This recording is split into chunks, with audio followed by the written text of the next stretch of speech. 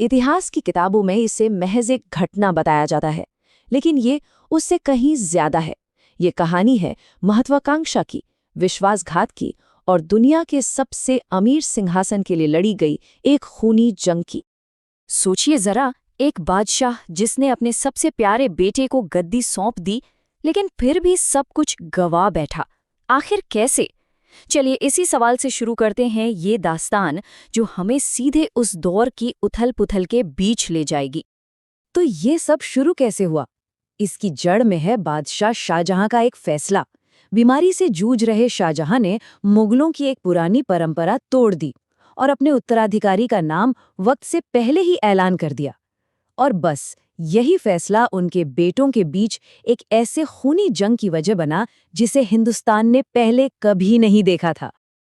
तो तख्त के दावेदार कौन थे? 4 भाई, 4 अलग शख्सियतें। सबसे पहले दारा शिकोह, पिता के दुलारे और बादशाहत के घोषित वारिस। फिर था औरंगजेब, जिसे हम एक बेहद चालाक और कह सकते हैं एक बेरहम रणनीतिकार के तौर पर जानते हैं।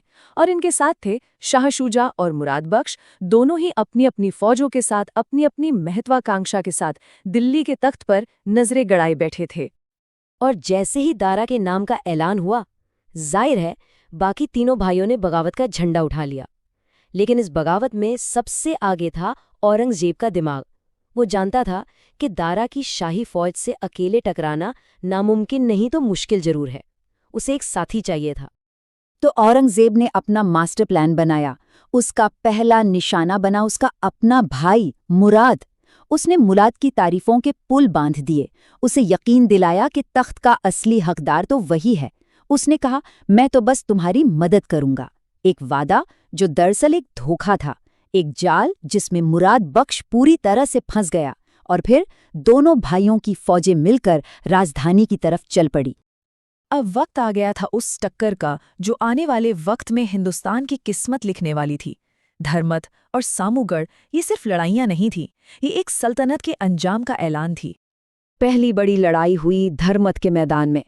बादशाह शाहजहां ने अपनी शाही फौज की कमान सौंपी जोधपुर के महाराजा जसवंत सिंह को। उनका काम था औरंगजेब और मुराद की बगावती फौज को रोकना। तो एक तरफ थे बादशाह के वफादार और दूसरी तरफ तख्त के लिए लड़ रहे 2 भाई। दांव पर पूरा मुगल साम्राज्य था। लेकिन औरंगजेब के पास तलवारों और तोपों के अलावा एक और हथियार था, एक गुप्त हथियार जिसका नाम था विश्वासघात। इस लड़ाई का फैसला मैदाने जंग में नहीं बल्कि पर्दे के पीछे खेमों में होने वाला था। हुआ ये कि औरंगजेब ने लड़ाई से पहले ही जसवंत सिंह के सबसे खास सेनापतियों में से एक कासिम खान से साठगांठ कर ली थी। उसने कासिम खान को अपनी तरफ कर लिया था और ऐन जंग के बीच जब लड़ाई अपने चरम पर थी, कासिम खान अपनी पूरी टुकड़ी के साथ पीछे हट गया। इस धोखे ने शाही फौज की कमर तोड़ दी। जसवंत सिंह बुरी तरह से घायल हुए और उन्हें मैदान छोड़कर भागना पड़ा। लेकिन जसवंत सिंह के लिए शर्मिंदगी का सिलसिला यहीं खत्म नहीं हुआ। जब वो हार कर घायल हालत में अपने किले जोधपुर लौटे तो उनकी अपनी ही रानी जसवंत दे ने किले के दरवाजे बंद करवा दिए। उनका कहना था, एक राजपूत योद्धा या तो जीतकर लौटता है या मैदाने जंग में शहीद हो जाता है, पीठ दिखाकर भागता नहीं। ये किस्सा बताता है कि उस दौर में आन बान और शान के क्या मायने थे। धर्म तो बस शुरुआत थी, असली फैसला अभी बाकी था। अब औरंगजेब के सामने था खुद शहजादा दारा शिकोह। सामूगढ़ के मैदान में दारा शिकोह ने शाही फौज की कमान संभाली, लेकिन औरंगजेब की बेहतरीन सैन्य रणनीति के आगे दारा शिकोह टिक नहीं पाए। उनकी हार हुई और इस हार के साथ ही मुगल सल्तनत की किस्मत पर औरंगजेब का नाम लिख दिया गया। लेकिन जीत के बाद सत्ता पर कब्जा करने का जो सिलसिला शुरू हुआ, वो शायद जंग से भी ज्यादा क्रूर था।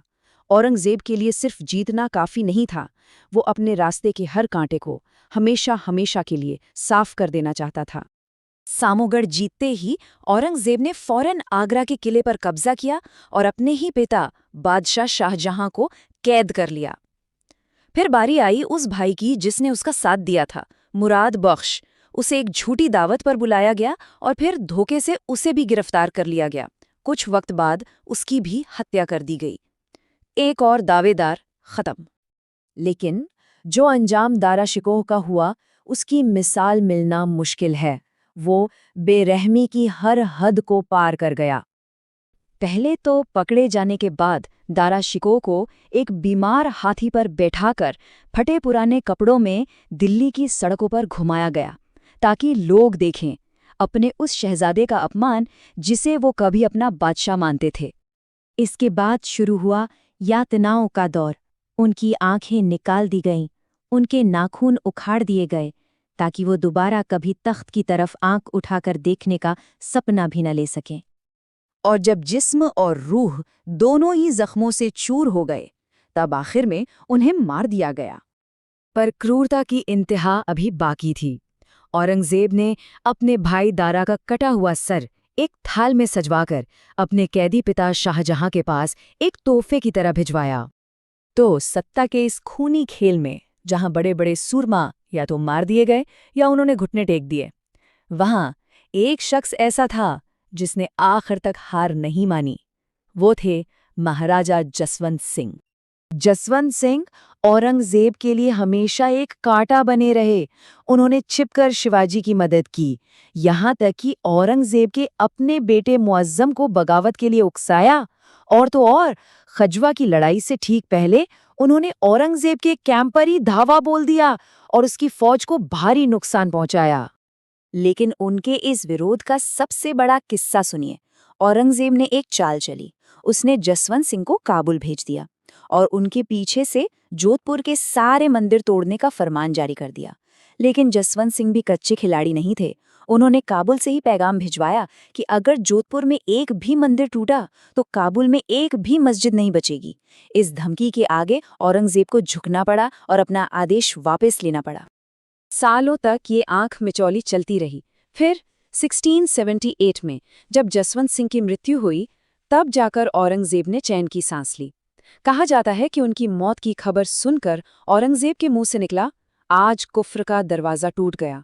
मतलब आज इस्लाम को न मानने वालों का दरवाज़ा टूट गया।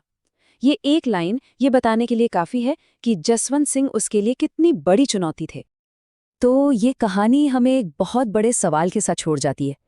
क्या इतिहास हमेशा बहादुर और नेक लोगों का साथ देता है, या फिर ताकत के इस खेल में जीत हमेशा उसी की होती है जो सबसे ज़्यादा चालाक और सबसे ज़्यादा बेरहम हो?